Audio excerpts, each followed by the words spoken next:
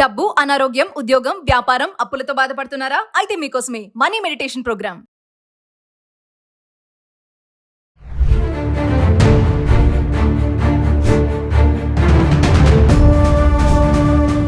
నమస్తే, welcome back to Suman TV. ప్రస్తుతం మనతో పాటు ఉన్నారు అనలిస్ట్ మందరి కృష్ణారెడ్డి గారు. నమస్తే సార్. నమస్తే అమ్మా. సార్, తెలంగాణ హైకోర్టు ఈ ప్రైవేట్ కాలేజెస్ ఫీజు పెంచాలన్న ఏదైతే అభ్యర్థన ఉందో మరి తిరస్కరించింది. ఒకసారి దాని గురించి మాట్లాడుకుందాం. తెలంగాణ హైకోర్టు ఈ మధ్య ప్రైవేట్ ఇంజనీరింగ్ కాలేజీల వాళ్ళందరూ కూడా ప్రతి ఏటా అడిగినట్టుగానే ఈ సంవత్సరం కూడా ఫీజులు పెంచమని అడుగుతున్నారు.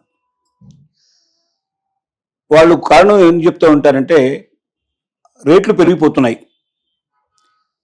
అన్నిటి రేట్లు పెరిగిపోతున్నప్పుడు దైనందిక జీవితం బాగా కాస్ట్లీ అవుతున్నప్పుడు జీతభత్యాలు పెంచాల్సి వస్తుంది, మిగతా ఖర్చులన్నీ పెరిగిపోతున్నాయి. కాబట్టి మాకు ఒకే ఒక ఆదాయ మార్గం స్టూడెంట్స్ దగ్గర నుంచి వచ్చే ఫీజులు, కాబట్టి ఫీజులు పెంచండి, తద్వారా మేము ఈ నష్టాన్ని భర్తీ చేసుకుంటామని అడుగుతున్నారు. కానీ దీనికి ఒక కమిటీ ఉంది ప్రత్యేకంగా. ఫీజుల పెంపుదల కోసం తెలంగాణ గవర్నమెంట్ ఏర్పాటు చేసినటువంటి ఒక ఫీజుల కమిటీ ఉంది. ఆ కమిటీకి ఇంజనీరింగ్ కాలేజీ వాళ్ళు విజ్ఞప్తి చేసుకున్నారు. ఆ కమిటీ ఇంతవరకు చెప్పలేదు, పెంచాలన్నటువంటి దానికి ఏ రకమైన సూచనలు ఇవ్వలేదు.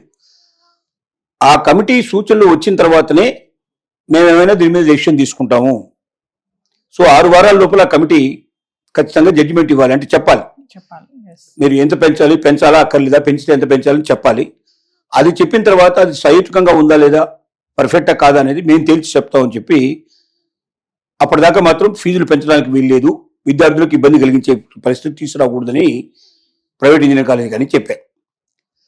ప్రైవేట్ ఇంజనీరింగ్ కాలేజీలు ఫీజు పెంపు మీద ఎంత అయితే ధ్యాస పెడుతున్నాయో, స్టూడెంట్స్ని డెవలప్ చేయడానికి, మంచి స్టాఫ్ను తీసుకురావడానికి, మంచి ల్యాబ్స్ ఏర్పాటు చేయడానికి, ప్రిమిసెస్ అంతా కూడా చాలా విద్యార్థులకు అనుగుణంగా ఉండేట్టుగా, హాస్టల్లో భోజన సదుపాయాలు బాగుండేట్టుగా, వీటన్నిటి మీద ఎక్కువ భాగం ధ్యాస పెట్టడం లేదు.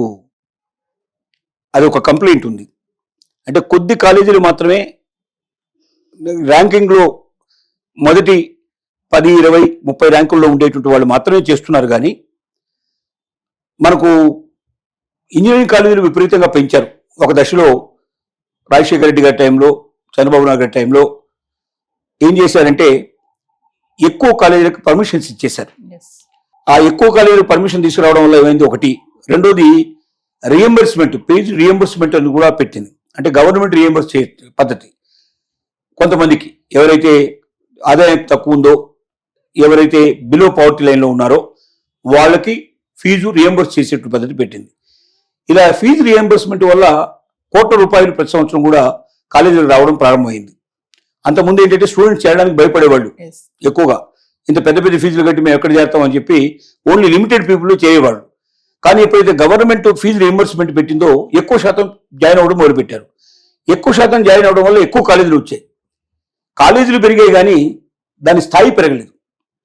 కాబట్టి కాలేజీలు ఫీజు మీద చూపిస్తున్నంత మమకారం, ఫీజు కోసం అవసరమైతే హైకోర్టుకు వెళ్ళిన పరిస్థితుల నుంచి మనం విద్యార్థులకు కావాల్సిన అన్ని వసతులు, అన్ని సౌకర్యాలు, తగినటువంటి ఉపాధ్యాయుల్ని, లెక్చరర్స్ నియమించడం, ప్రొఫెసర్స్ నియమించడం, దానికి తగినటువంటి ఏర్పాట్లన్నీ ఉండడం, ఎన్విరాన్మెంట్ క్రియేట్ చేయడం, స్టూడెంట్ కాలేజీకి రావాలని, నేర్చుకోవాలని తపన పట్టడం.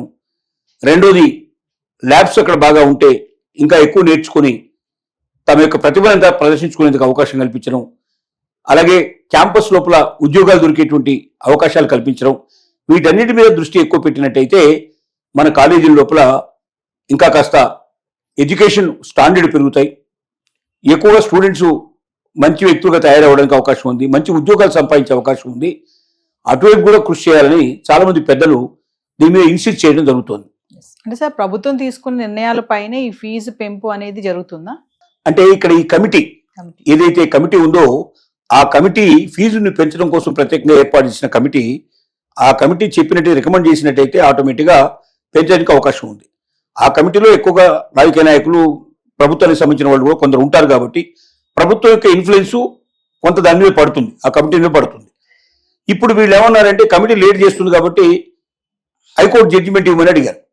కానీ హైకోర్టు మేము అలా ఇవ్వడానికి వీల్లేదు, ఎందుకంటే దానికోసం ప్రత్యేకంగా కమిటీని ఏర్పాటు చేశారు. కాబట్టి కమిటీ ఆలస్యం చేస్తుంది కాబట్టి 6 వారాల లోపల జడ్జిమెంట్ ఇవ్వమని చెప్పి వాళ్ళు ఇన్ఫర్మేషన్ పంపించమని అడిగారు.